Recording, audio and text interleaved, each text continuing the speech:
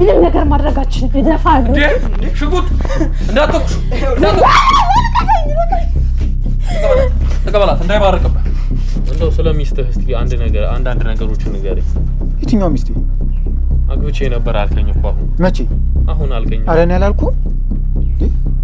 አላልኩም አግብቼ ነበር ይላል እንዴ 5 ሚስቶች እንዳገባህና ደግሞ ኧረ እኔ አላልኩም እሷን የገደለችው እንግዲህ ያንን ነው እኛ የምናውቀው ምን አጠባን ምን በደልናት ቆይ እንግዲህ እኔ ምንም የማውቀው ነገር የለም ገዛልሃለሁ ችግር የለውም ጫት ከገዛልኝ እሄዳለሁ የትም እሄዳለሁ ችግር የለም እንግዲህ ውድ ቤተሰቦቼ እንደተመለከታችሁት ነው እንግዲህ አቶ ገረመው ያለበት የጤና ሁኔታ ትንሽ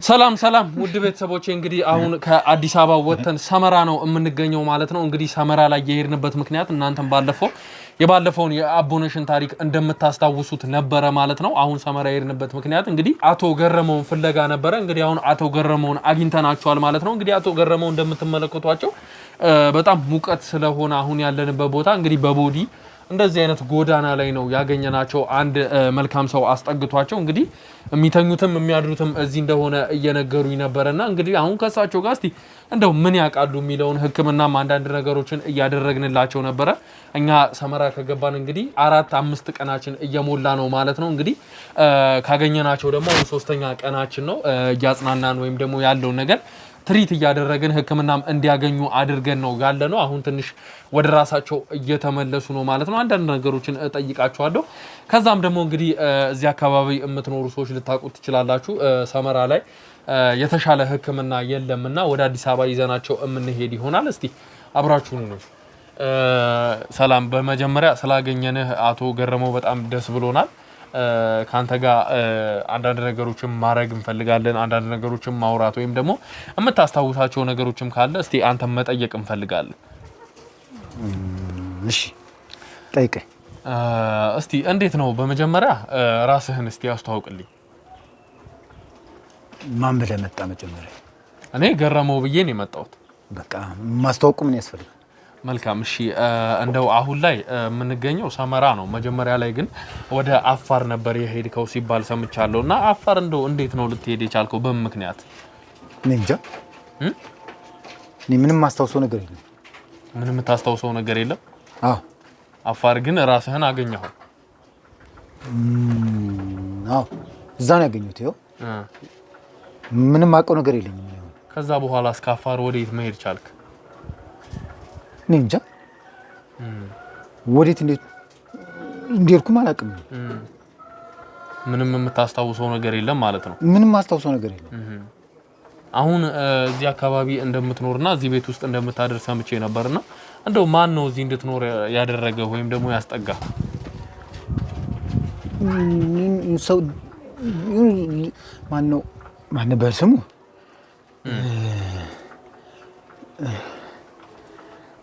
አረ ስሙም ጠፋኝ በቃ የሆነ ሰው እዚህ ጋር ነው የሚያሳድረኝ እዚህ ጋር አድራለሁ በቃ ይነጋል እንደዚህ ነው ማድረው የሚኖረው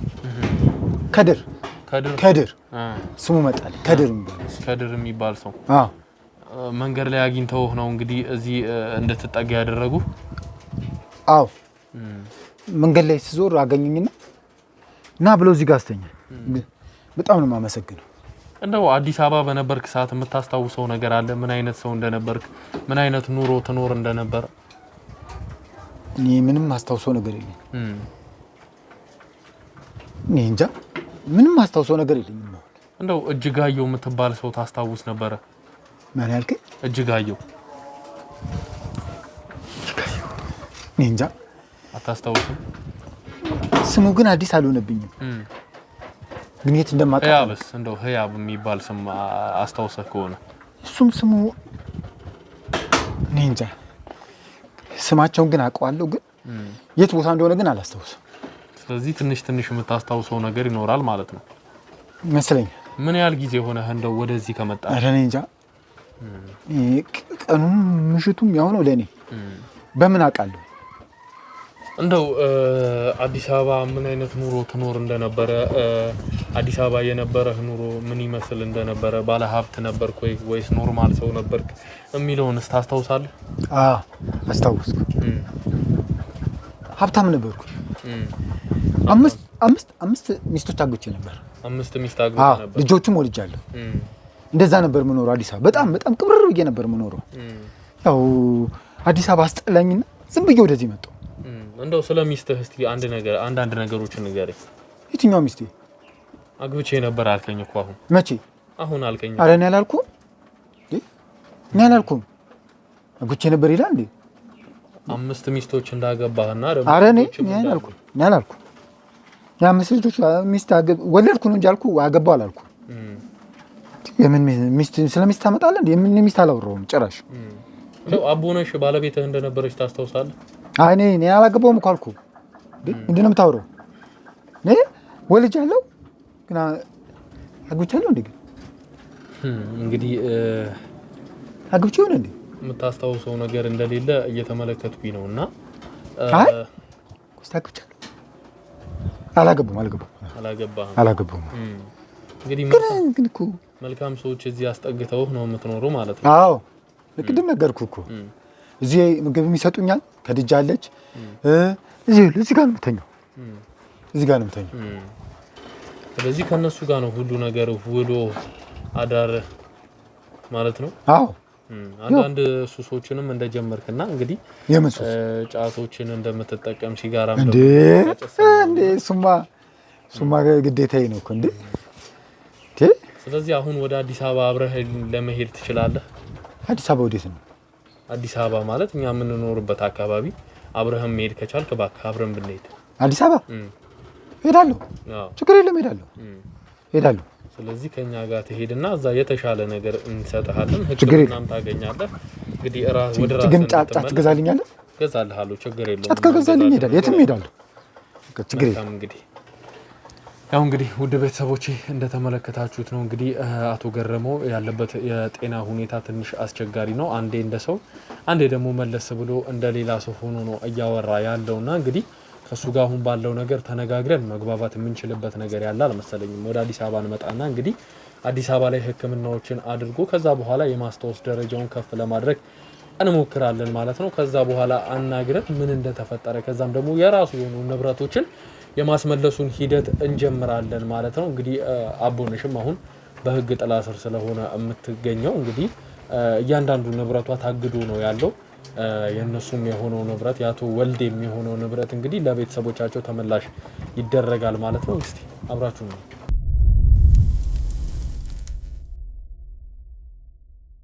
ያው እንግዲህ ውድ ቤተሰቦቼ ከአቶ ገረመው ጋር መነጋገር ስላልቻለን እንግዲህ እዚህ ለብዙ ጊዜያት እንግዲህ ተጠግቶ እንደኖረና እዚህ እንደሚያሳድሩት ስለ አቶ ከድር ነግሮ ነበር። እንግዲህ አቶ ከድርን አግኝተናቸው ያለውን ነገር ለመጠየቅ ወስነናል ማለት ነው። እስቲ አቶ ከድር በመጀመሪያ ለመልካምነቶትና ፍቃደኛ ሆነው አቶ ገረመውን እዚህ አስጠግተው ስለሚያኖሩት ከልብ እናመሰግናለን።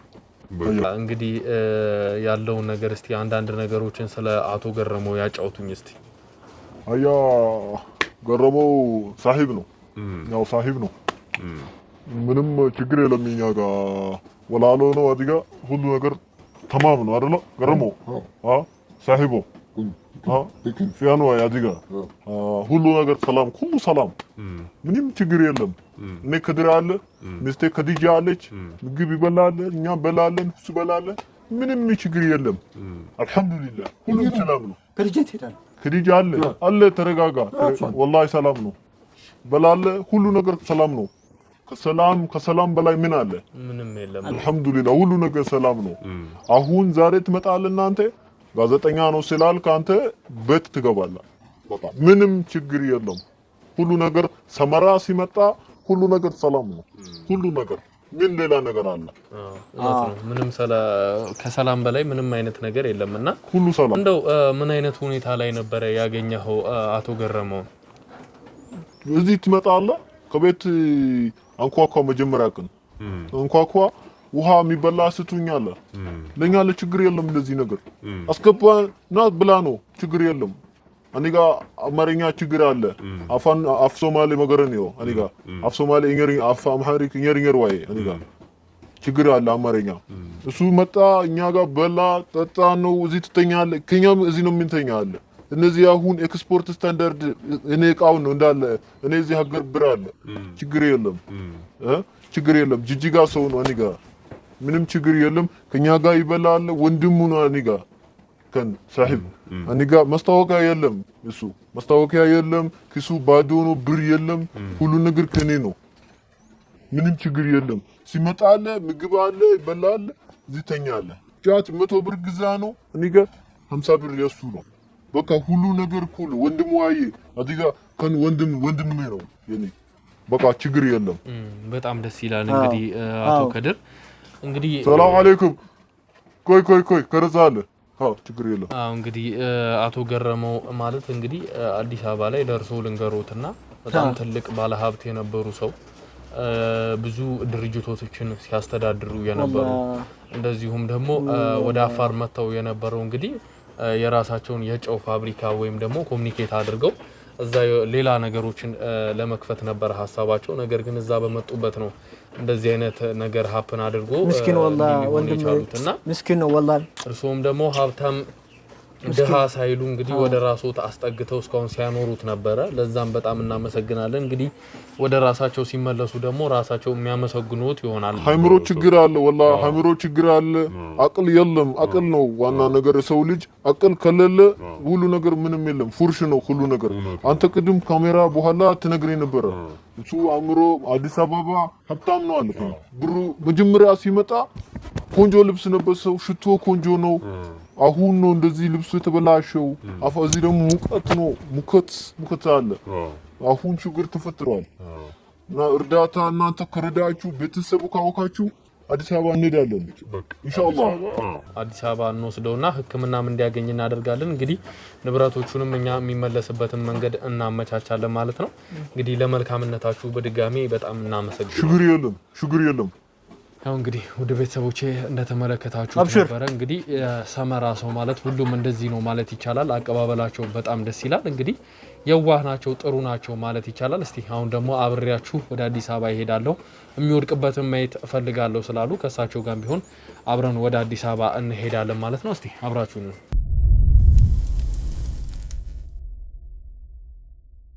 ሰላም ውድ ቤተሰቦቼ እንደምን አላችሁ እንግዲህ በድጋሚ ተገናኝተናል ማለት ነው እንግዲህ እንደምታስታውሱት ከ1-2 ሳምንት በፊት ሰመራ ነበር የምንገኘው አሁን ደግሞ እንግዲህ ከ2 ሳምንት በኋላ አዲስ አበባ እንገኛለን ማለት ነው እንግዲህ ጋሽ ገረመውን እንደምታስታውሷቸው ብዙ ነገር አጋጥሟቸው ሰመራ ላይ እንግዲህ ብዙ ነገር ውስጥ ገብተው እንደነበረ እናንተም ቀደም ብላችሁ እንደምታስታውሱት ነውና እንግዲህ አሁን ደግሞ በድጋሚ እየተገናኘ ነው አዲስ አበባ ላይ ህክምና አድርገው ብዙ ነገሮችን ካስተካከሉ እናንተን ካሉ በኋላ እንደሆነ ላሳውቃችሁ ፈልጋለሁ እንግዲህ ይሄንን ንግግርም እንድናደርግ ከዶክተር ፍቃድ አግኝተን ነው እንግዲህ አሁን ላይ ምንም ማውራት ይችላሉ ስለምንም ነገር ለመስማት ዝግጁ ናቸው እያገገሙ ነው ስለ አንዳንድ ነገሮችም ያስታውሳሉ ስላሉ ዶክተሮች እንግዲህ እዛ በነበሩ ሰዓት የተሰጣቸው መድኃኒትና የወሰዱት መድኃኒት ሙሉ ለሙሉ በደማቸው ውስጥ እንዳልተሰራጨና ትንሽ እንደሆነ የጎዳቸው አሁን ግን እያገገሙ እንደሆነ ዶክተሮች አስቀድመው ነግረውኛል እንግዲህ ከኛ ሰዎች ጋር በእኛ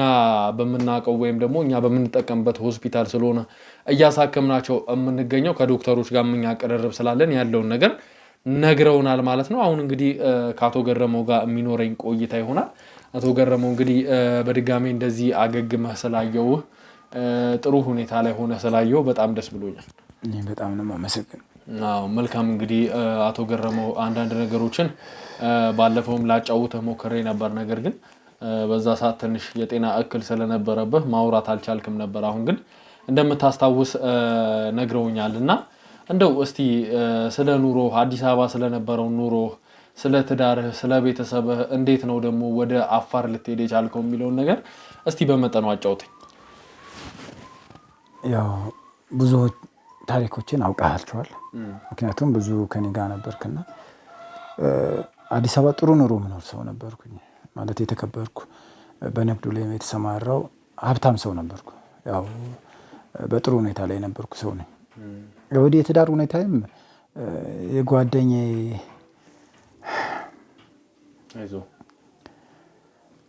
ጓደኛዬ ባለቤት አሁን ከኔ ጋር የሆነችው የሱ ቅድሚያ የሱ ሚስት ነበረች፣ ባለቤት ነበረች።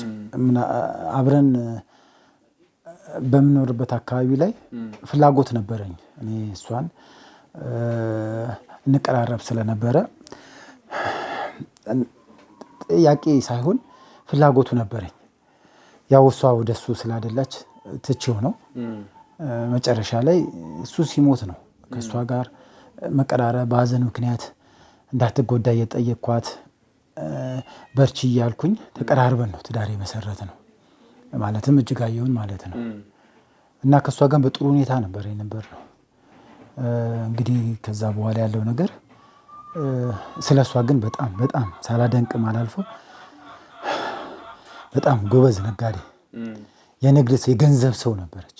ገንዘብ ሰው ስል ገንዘብ ትወዳለች፣ ለገንዘብ ሰውን አሳልፋ ትሰጣለች ለማለት አይደለም። በጣም ገንዘብ እንዴት እንደሚመጣ በጣም ታትራ የምትሰራ ሰው ነች። እና የትዳር ሁኔታ እንደዚህ ነበር። እንደው በትዳር ውስጥ ልጅ አፍርታችሁ ነበር? ልጅ እንኳን አላፈራንም። ልጅ ማፍራት ፍላጎት ነበረኝ እኔ፣ ምክንያቱም እንደምትኝ እድሜም ሄድ ብሎ ስለነበረ ልጅ አይኔም ባይኔ ማየት ፍላጎት ነበር። ግን አልሆነም። ለምን እንደሆነ አልገባኝም። ልጅ አላፈራንም። ነው እንዴት ነው ከዛ በኋላ ወደ እዚህ ብዙ ድርጅቶችና ብዙ መጋዘኖች እንዳሉ አጫውተኸኛልና እንግዲህ ከዛ በኋላ እንዴት ነው ወደ አፋር ልትሄድ የቻልከው አንተ? የአፋር ሁኔታ እንዴት ነው? ይሄ የጨው ይመረታል የሚል ሀሳብ ጨው ከዛ የሚመጣ መሆኑን ያው ቅድም እንደነገርኩ እሷ ጎበዝ ነች። ከየት በኩል እንዴት ገንዘብ እንደምናገኝ በጣም ትለፋ ተጥር ስለነበረ በቃ ለምን የጨው ምርት አንጀምርም በሚል ያን ሀሳብ አመጣች። ሀሳቡ እንዳመጣች እኔም ወዲያው ነው የተቀበልኩት። ምክንያቱም ትርፋማ መሆን የምንችለው እንትኖቻችንን የሥራ ዘርፎቻችንን በማብዛት ስለሆነ እሺ ብዬ ነበር የተቀበልኩት። ከዛም እንደነካት ደግሞ መቃወም ጀመረች። ተዋት ይቅርብን ማለት ጀምራ ነበር። እኔ ግን አንዴ ሀሳቡን ሰምቻለሁ፣ ይህን መከተል አለብን ብዬ ወደ አፋር ሄድኩኝ። ወደ አፋር ሄጄ የጨው የሚያመርቱትን ሰዎች እንዴት ነው ማድረግ የምንችለው እንቅስቃሴውን አካሄዱን ለማጥናት ነበር ወደዛ ሄድኩት። ወደ አፋር ስሄድ እሷ የምታውቃቸው ሰዎች እንዳሉና እዛ እንደሚያስጨርሱልኝ ስልክም ሰታኝ ነበር የሄድኩት። ይሄ ነው እንግዲህ ወደ አፋር ልሄድ የቻልኩበት ምክንያት። ከዛ አፋር ከደረስክ በኋላ ምንድን ነው ያጋጠመው? አፋር ጥሩ ነበር፣ መጀመሪያ ጥሩ ነበር፣ ግን ያልተዋጠልኝ ነገር ነበር። ምክንያቱም የማያቸው ሰዎች የአፋር ሰዎች አልመሰሉኝም። ምክንያቱም አለባበሳቸው፣ አነጋገራቸው ትንሽ ተለይቶብኛል። ግን ምንም ይሁን የውሷ ታውቃቸዋለች፣ በእሷ የመጡ ናቸው ብዬ ሙሉ እምነት ነበረኝ። እነሱ ላይ እምነት ጥዬ ነው በቃ ሁሉ ነገር ግብዣውንም የሚወስዱኝ ቦታ ሁሉ ሄደው በእሷ ስለመጡ እሷን በጣም ስለመወዳት የትዳር አጋሬ ስለሆነች በዚህ ሁኔታ ነበር አፋር እንትን ያልኩት። ከዛ በኋላ እንደው ስለ ንግዱ አውርታችሁ ነበረ? ስለዚህ ስለ ጨው ንግድ ብዙም አልተገናኘንም። የተገናኘናቸው ትንሽ ጥቂት ቀናቶች ናቸው። ከዛ በኋላ ግን እኔ ያገኘሁት ቦታ ሌላ ነው። እኔ እንጃ ከዛ በኋላ ያለው ምንም ላስታውስ አልቻልኩም። ከዛ በኋላ እንዴት ነው ወደ ሰመራ ልትሄድ የቻልከው? ወደ ሰመራ እንዴት እንደሄድኩም እኔ እስካሁን ደስ ሊመጣልኝ አልቻለም። ምክንያቱም ራሴን አላውቀውም። አሁን እንግዲህ እናንተ በምትነግሩኝ በማይ ሁኔታ ባለውበት ሁኔታ ላይ ሆኜ ስረዳው ነው እንጂ ወደ ሰመራ ልሂድ ወደ የት ልሂድ የማውቀው ነገር አልነበረኝም። ምክንያቱም እኔ ሄድኩት አፋር ሄጄ የንግዴን ሁኔታ እንትን ለማለት ነው። ይህንንም ሀሳብ እሷ በመምጣቷ ደስተኛ ነበርኩ። ግን አሁን ሰዎቹ ናቸው አሁን እንዴት ነው ሰመራ እንዴት ገባው የሚለውን የመጣልኝ አሁን ነው። ከዛ ፊት ግን ምንም የት ልኖር ማን ያኑረኝ ምን ልብላ ምን ልጠጣ የምጨነቅ ሰውም አልነበርኩም። አሁን ነው ወዴት ልሂድ እንዴት ልሂድ የማውቀውም ጉዳይ የለኝም። እንግዲህ አሁን መልካም እንግዲህ አቶ ገረመው ምንም ነገር እንደማታስታውስና ምንም ነገር እንደማታቅ እየተመለከትኩ ነው። ነገር ግን እኛ አሁን ስላንተ በመናጣራ ሰዓት ምናልባት ሰምተው መታቅስም ሊኖር ይችላል ህያብ የሚባል ስም ልታስታውስ የምትችል ከሆነ እስቲ እንደው ስለሱ ስም ታውቀው ነገር ካለ ንገር ህያብ እኔ ማለት በምን አይነት መንገድ ማለት በስራም ሊሆን ይችላል በባለቤትህም በኩል ሊሆን ይችላል የምታውቀው ስም ካለ ህያብ የሚባል ሰው እሷ እንደምታውቀው ነው ሌላ ምንም ማውቀው ነገር የለም እሷ አውቀዋለሁ ትለኛለች እንጂ ሌላ እኔ እንጃ ምንም የኛል ማስታወሰው ነገር የለኝም መልካም እንግዲህ አቶ ገረመው በአንተ ህይወት ላይ የተፈጠረው ነገር በጣም የሚያሳዝን ነገር ሆኖ ነው የተገኘው እንግዲህ እንደዚህ ለመሆንህ ዋነኛው ምክንያት ባለቤቴ ወዳታለው የምትላት ሴት ሆና ተገኝታለች ማለት ነው እንግዲህ ብዙ ነገሮችን ስታደርግበት የነበረው ማለት ቆይ ምን ያልከኝ ነው አዳምጠኝ አቶ ገረመው ይኸውልህ ወደ ጨው ንግድም እንድትገባ ወደ አፋር እንድትሄድ የተደረገበት ምክንያት እንዳለ ሴራ የጠነሰሰችው ይቺ ባለቤት ናት ከዛም በኋላ ደግሞ እንግዲህ እዛ አንተ ካበድክ በኋላ ሞቷል የሚል አዋጅ በማስነገር እንግዲህ ባዶ አስከሬኖችን በመቅበር ጭራሽ ህያብ ከሚባለው ግለሰብ ጋር ተነጋግራ ባዶ አስከሬኖችን በማስቀበር ከዛ በኋላ ያንተን ንብረቶችና ውርሶች እንዳለ ሙሉ ለሙሉ በእጇ አዙራ ቤትህንም አሁን አውታ እንደሸጠችው ሰምተናልና ይሄ ሁሉ ነገር ስታደርግበት የነበረችው ባለቤቴ አምናታለሁ ወዳታለሁ ስትላት የነበረችው አልገባኝም ቆይ ምትነግረኝ እጅጋየሁ ነች እንደዚህ ያደረገች ምትለኝ እጅጋየሁ ባለቤትህ ይሄን ሁሉ ነገር ስታደርግ ነበር ራሷም ተናዟለች ከምር ነው አዎ ቆይ ማሳየት ይችላል ቪዲዮ ምኑን ታሳየኛለህ አይ እንደ ማስረጃ እንዲጠቅም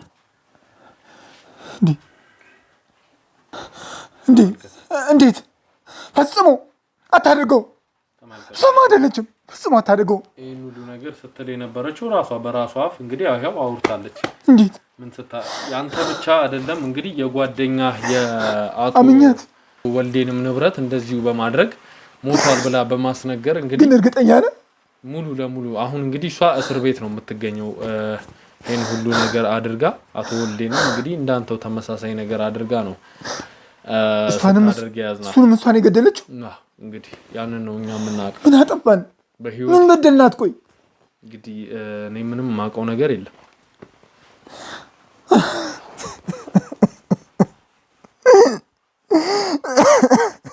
አይዞ ተረጋጋ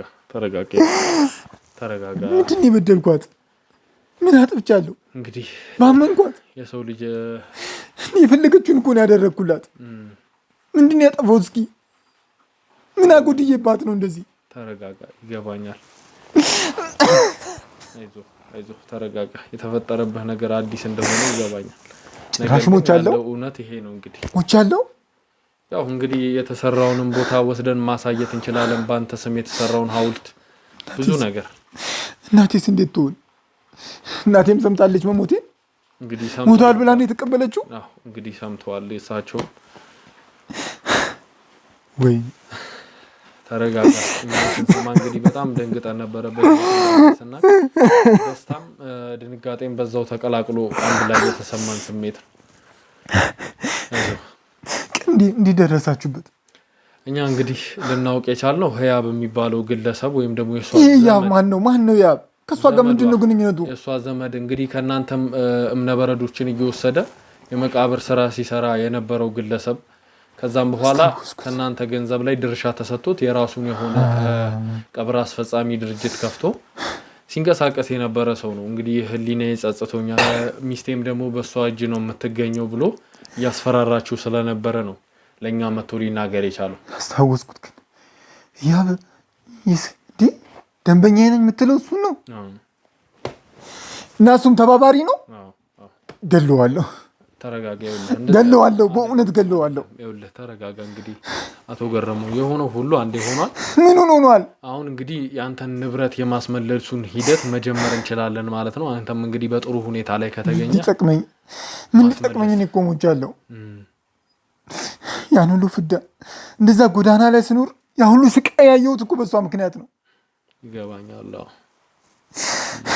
ጭራሽ ሞቷል እንግዲህ አንተም ፈጣሪ ጥሎ አልጣለህም ብዬ አስባለሁ እንግዲህ አስመራ ላይ ፈጣሪና መሰግናለሁ የእውነቴን ነው ፈጣሪን ነው ማመሰግነው አንድ ቀን በጎ ነገር ሰርቻለሁ ማለት ነው ለዚህ ነው ለዚህ ቀን ያበቃኝ እንጂ እንደዚህ ወርቄ ብቀርስ እናንተ ባደርሱልኝስ ከባድ ነው ይገባናል እንግዲህ ያለው ነገር ይሄ ነው የህግ ሂደቱ ይጀመራል ማለት ነው አሁን ንብረትህን እናስመልሳለን እሱ የት ነው ያለው ወደ እናትህ ቤትም እንግዲህ ምን ወስደን እሱ የት ነው ያለው ግን መጀመሪያ አለ እንግዲህ ከኛ ሰዎች ጋር ውጪ ነው የሚገኘው ያለው ነገር ይታወቅ ጭራሽ እዚህ ነው ያለው አዎ ማስገባት ይችላል እባክህ አስገባው እስቲ